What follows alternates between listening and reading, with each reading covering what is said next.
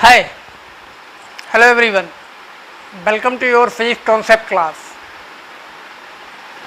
As you know that we have finished our first unit named as the electrostatics, including the two chapters, electric charge and fields is the first one, and the second one is electric potential and the capacitance. तो हम first unit के दोनों chapter complete कर चुके हैं। आज हम बिना वर्ड के, विदाउट राइटिंग वर्क के अपनी क्लास शुरू करते हैं। और इस क्लास में मैं आपको बताना चाहता हूं कि यूनिट्स को या चैप्टर को कंप्लीट कर लेने के बाद भी बहुत सारी चीज़ें ऐसी होती हैं, हिडन टर्म्स होते हैं जिनको हम नहीं जानते। ऑल्दो वो मे बी आपके बोर्ड एग्जामिनेशन में ना आए या मे बी किसी कंपटीशन में ना आए, but these terms are very important for your knowledge if you are a science student, और definitely you are a science student. तो आपको बहुत सारी चीज़ें जाननी होती हैं, और कभी कभी हम सब कुछ पढ़ने के बाद ये सोचते हैं कि यार इट्स ऑल यूजलेस, हम डेली लाइफ में इसको कहाँ यूज़ कर रहे हैं, क्या हम यूज़ भी कर रहे हैं या नहीं कर रहे हैं। ये सब बातें एक साइंस स्टूडेंट होने के नाते आपको जानना बहुत ज़रूरी है। तो आज मैं एक छोटा सा सेगमेंट इसी से रिलेटेड आपके लिए लेके आया हूँ कि डू यू नो, आप इलेक्ट्रोस्टैटिक्स पढ़ चुके हैं लेकिन उसके बारे में आप क्या ये छोटी छोटी चीज़ें जानते हैं। तो चलिए स्टार्ट करते हैं। सबसे पहली बात मैं करूँगा कि हमने फिजिक्स के स्टार्ट में फर्स्ट यूनिट में ही इलेक्ट्रिक चार्ज के बारे में पढ़ा, उसके यूनिट्स के बारे में पढ़ा। यूनिट कूलम होता है, एसआई यूनिट स्टेट कूलम होता है, एबीसी कूलम होता है, ईएमयू एंड ईएफई। क्या हम जानते हैं कि चार्ज का सबसे छोटा यूनिट कौन सा है और चार्ज का सबसे बड़ा यूनिट कौन सा है? तो लेट मी टेल यू, मैं आपको बताता हूँ। एक नोटबुक लेकर बैठिए और नोट करते जाइए, ठीक है। तो the smallest unit of charge is Franklin. आपको पता है ये फ्रैंकलिन एक साइंटिस्ट हैं, उन्हीं के ऑनर में ये नेम दिया गया है। And the largest unit of charge is Faraday, तो माइकल फैराडे के नेम पे बेस्ड है। तो I think it should be clear, the smallest unit of charge is Franklin, the largest unit of charge is Faraday. ये तो हुई हमारी first बात थिंग।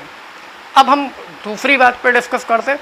दूसरी बात ये कि जो हमारा लाइटनिंग होती है, लाइटनिंग स्काई में देखते हैं ना, आपको बिजली चमकती है बहुत तेजी से, ये किसकी वजह से है? It is based on the principle of electrostatics. तो जनरल नहीं है, it is the electrical discharge in air. जब चार्ज एयर में डिस्चार्ज होता है तो ये लाइटनिंग डेवलप होती है। तो ये भी आपकी इलेक्ट्रोस्टैटिक्स से रिलेटेड टॉपिक है। और अगर हम बात करें कि जो आपने देखा होगा कि गाड़ी, कार, बाइक, इन पे जो स्प्रे पेंट्स होते हैं, स्प्रे पेंट्स जो किए जाते हैं, this painting process is possible due to the electrostatics. ये भी इलेक्ट्रोस्टैटिक्स की वजह से पॉसिबल है। अगर इलेक्ट्रोस्टैटिक्स ना होती तो आप ये स्प्रे पेंट नहीं देख सकते थे, ठीक है। तो ये आपका थर्ड पॉइंट है। अब अगर हम अगले पॉइंट की बात करते हैं, अगर तो हमने बचपन से छोटी क्लासेस पढ़ते चले आ रहे हैं, electron gets transfer from one object to another object when they rub together. जब हम दो ऑब्जेक्ट को रब करते हैं तो ऑब्जेक्ट एक इलेक्ट्रॉन से दूसरे इलेक्ट्रॉन एक ऑब्जेक्ट से दूसरे ऑब्जेक्ट में ट्रांसफ़र हो जाते हैं, और उनमें से एक पॉजिटिव हो जाता है और एक नेगेटिव हो जाता है। जैसे कि हम जनरल एग्जांपल पढ़ते आ रहे हैं, मैंने ग्लास रॉड रब with the silk cloth, glass rod become positively charge and the silk cloth is negatively charge, ठीक है। तो पर क्या इसका आपके पास में सही आंसर है कि ग्लास रॉड ही पॉजिटिव ही क्यों हुई और सिल्क क्लॉथ ही नेगेटिव क्यों हुआ? इलेक्ट्रॉन किस से किस में ट्रांसफ़र होते हैं? तो प्रॉपर आंसर क्या है? तो जब हम दो ऑब्जेक्ट को रब करते हैं तो आपको पता है कि किसी भी ऑब्जेक्ट का वर्क फंक्शन होता है, बॉडी का, मैटर का वर्क फंक्शन होता है। Work function means the energy required to eject an electron from the surface, ठीक है। तो ये उसका वर्क फंक्शन होता है। तो इलेक्ट्रॉन कहाँ ट्रांसफ़र होते हैं? जब हम दो ऑब्जेक्ट को रब करते हैं तो कंपैरेटिवली एक ऑब्जेक्ट का वर्क फंक्शन कम होता है और एक का ज़्यादा होता है। तो electron gets transferred from lower work function object to the higher work function object. जिसका वर्क फंक्शन लोअर है वो इलेक्ट्रॉन लूज कर देगा और जिसका हायर है वो गेन कर देगा। ये भी एक पॉइंट है जो आपको जानना चाहिए, ठीक है। खाली इलेक्ट्रोस्टैटिक्स पढ़ने के बाद ये भी हमें पता होना चाहिए। अब आपने पढ़ा है क्वांटाइजेशन ऑफ चार्ज। तो जब आपसे क्वेश्चन पूछा जाता है कि कौन सा एक्सपेरिमेंट क्वांटाइजेशन को स्टेबल करने में वेरीफाइड है, तो आप नाम देते हैं, क्या नाम देते हैं? मिल्कन नेम देते हैं आप, मिल्कन नेम देते हैं ना। लेकिन क्या आपको पता है कि मिल्कन से भी पहले इलेक्ट्रोलाइट के थ्रू ये क्वांटाइजेशन ऑफ चार्ज फैराडे ने डिस्कवर किया था, ठीक है। ओके, तो ये भी आपकी नॉलेज प्लस है कि मिल्कन से पहले इस एक्सपेरिमेंट को एक्सपेरिमेंटल लॉ के बेस पे फैराडे ने वेरीफाई कर लिया था। अब एक चीज़ और, नॉर्मली कूलम्ब्स लॉ डिस्कवर हुआ 1785 में, 1785 में, और हम कूलम्ब्स के नाम पे ही जानते हैं कूलम्ब्स लॉ को। लेकिन हम में से कितने लोगों को ये पता है कि Coulomb's law was discovered before the Coulomb by Cavendish? Cavendish ने कूलम्ब्स लॉ को पहले ही डिस्कवर कर लिया था, कूलम्ब्स लॉ तो बाद में डिस्कवर किया है कूलम्ब ने। लेकिन ये जानकारी कब मिली? ये जानकारी मिली कैवेंडिश की डेथ के 65 ईयर के बाद। तो शॉकिंग है ना आपके लिए कि लॉ तो हम कूलम्ब्स के नेम पे पढ़ रहे हैं, लेकिन एक्चुअली ये पहले ही डिस्कवर हो चुका था, जो कि कैवेंडिश ने किया था। लेकिन ये डॉक्यूमेंट्स, ये नोटेशन, ये सब कुछ पता चला कब? कैवेंडिश की डेथ के 65 ईयर के बाद ये जानकारी मिल पाई, ठीक है।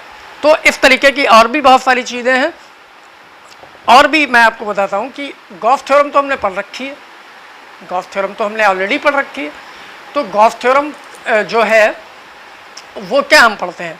The electrostatic flux associated with the Gaussian surface that is the close surface if 1 upon epsilon not times of the charge enclosed by that surface. जब हम इसको मैथमेटिकली लिखते हैं तो हम लिखते हैं the linear integration of electric field over a given surface that is integration E dot D S is equal to Q upon epsilon naught, यही लिखते हैं ना।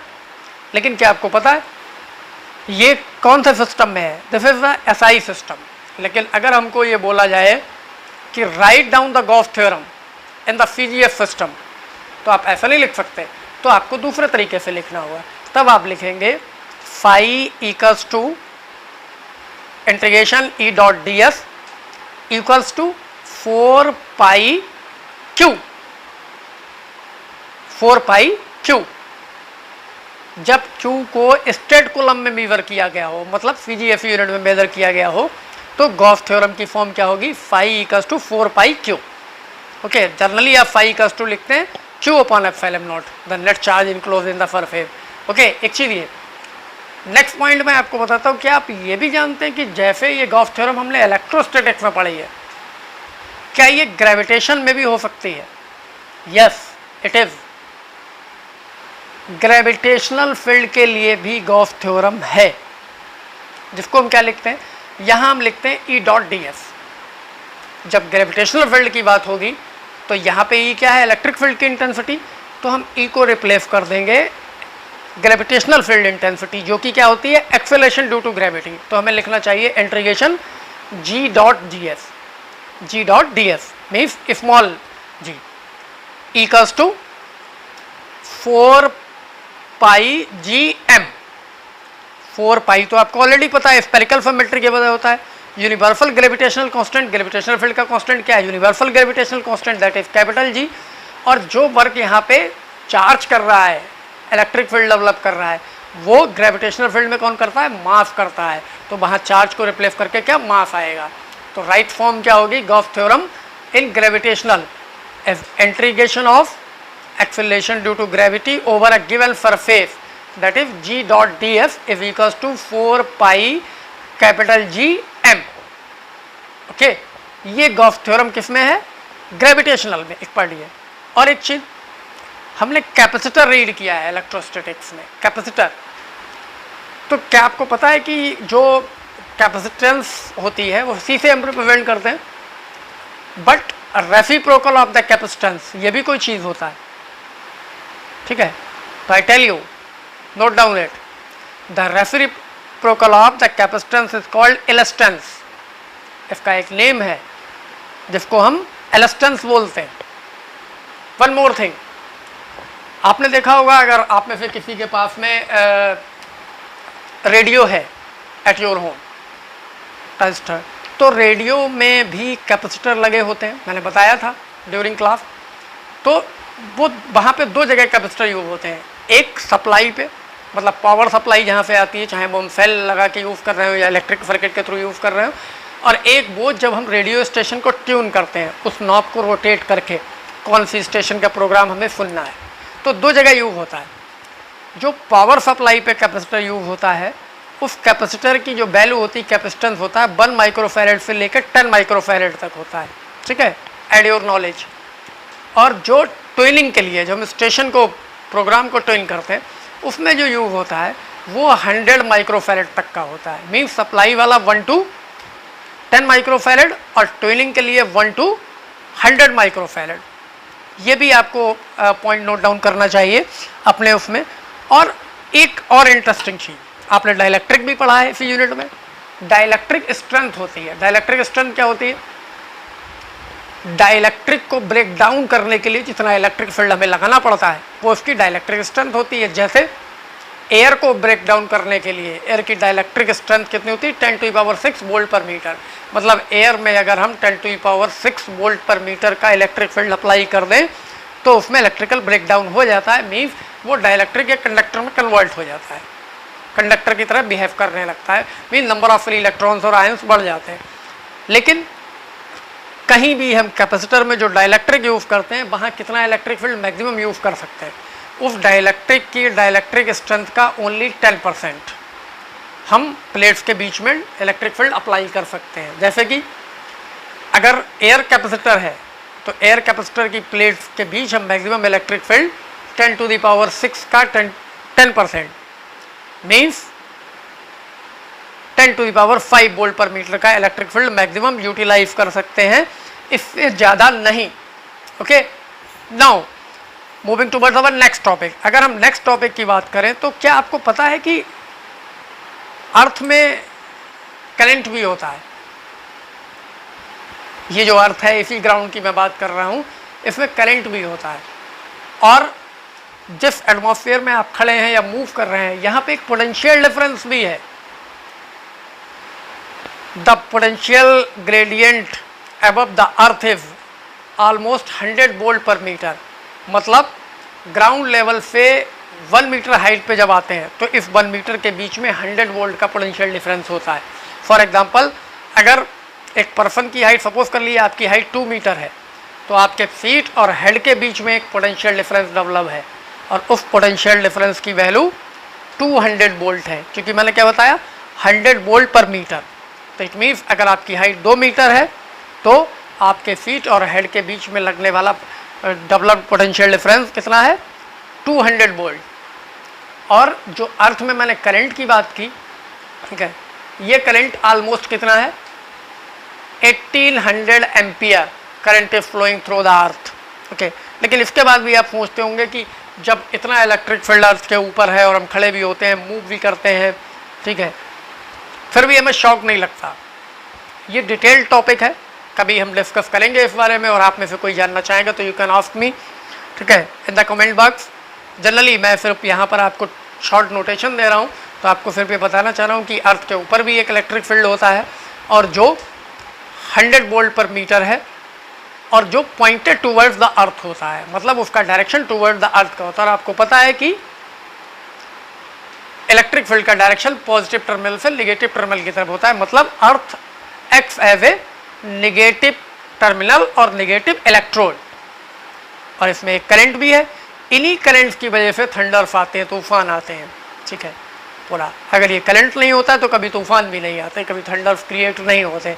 तो ये इलेक्ट्रोस्टैटिक, और इलेक्ट्रोस्टैटिक्स प्रिंसिपल को बेसिकली और भी बहुत जगह यूज़ करते हैं। जैसे मैंने आपको स्प्रे पेंट बताया, ऐसे ही फोटोकॉपियर, जो आप फोटोकॉपी कराते हैं शॉप से, फोटोकॉपियर में भी आप इलेक्ट्रोस्टैटिक्स को यूज़ करते हैं, ठीक है। जनरली बचपन से या छोटी क्लासेस में आप यही पढ़ते चले आए हैं, well be rubbed comb in our dry hair, ठीक है, it have the power to attract the small pieces of paper, कर लेता है। तो हम क्या कहते हैं? ये फ्रिक्शन इलेक्ट्रिसिटी डेवलप हो गई है, कम में भी एक चार्ज डेवलप हो गया है। लेकिन एक्चुअल में कप में चार्ज डेवलप होता ही है, लेकिन वो चार्ज उसके दो एंड्स पे डेवलप होता है जो इक्वल अपोजिट होता है। बेसिकली कप में एक इलेक्ट्रिक डाइपोल डेवलप होता है। क्या डेवलप होता है? Electric dipole. तो ऐसे और भी बहुत सारे पॉइंट्स हैं जिनकी बात हम कर सकते हैं। गॉस थ्योरम की हमने बात की, इलेक्ट्रिकल अर्थ की बात की, एलस्टेंस की बात कर ली, कैपेसिटेंस की बात कर ली। आपको ये भी और एक और चीज़, जो कैपेसिटर हम यूज़ करते आए हैं, तो मैं अपनी क्लास में ही बोला था कि इसको जनरली घर पे जब पंखे में जो लगा हुआ है कैपेसिटर है वो ख़राब हो जाता है, तो हम ये बोलते हैं कि इसका कंडेंसर ख़राब हो गया, स्पीड स्लो हो जाती, तो भी बोलते हैं कि इसको रिप्लेस करा देना चाहिए। तो मैंने आपको बोला था कि this is not right word, ये सही वर्ड नहीं है, ये गलत वर्ड है, क्योंकि कंडेंसर नहीं कैपेसिटर होता है। लेकिन मैं आज यहाँ हेडन पार्ट में एक चीज़ आपको क्लियर करना चाहता हूँ कि the second world war, before the second world war means that is before 1945, 1945 second world war से पहले इसका नाम कंडेंसर ही हुआ करता था, फिर उसको मॉडिफाई करके कैपेसिटर बोला गया है। ठीक है, तो ये कुछ पॉइंट थे इलेक्ट्रोस्टैटिक्स से रिलेटेड जो मैंने आज आपसे शेयर किए इस छोटे से वीडियो में। और क्योंकि आप सिर्फ और सिर्फ पढ़ते ही ना रहें, क्वेश्चन आंसर ही ना करते रहें, उनसे रिलेटेड कुछ और भी चीज़ें आपको पता हों। और एक यूनिट हमने अपना कंप्लीट कर लिया है। अब हम अपनी एक नेक्स्ट न्यूमेरिकल क्लास के बाद में नेक्स्ट यूनिट में एंटर कर जाएंगे, इसलिए मुझे ये चीज़ें आपको बताना ज़रूरी थी कि इलेक्ट्रोस्टैटिक्स में छोटे छोटे कौन से हिडन पार्ट हो सकते हैं।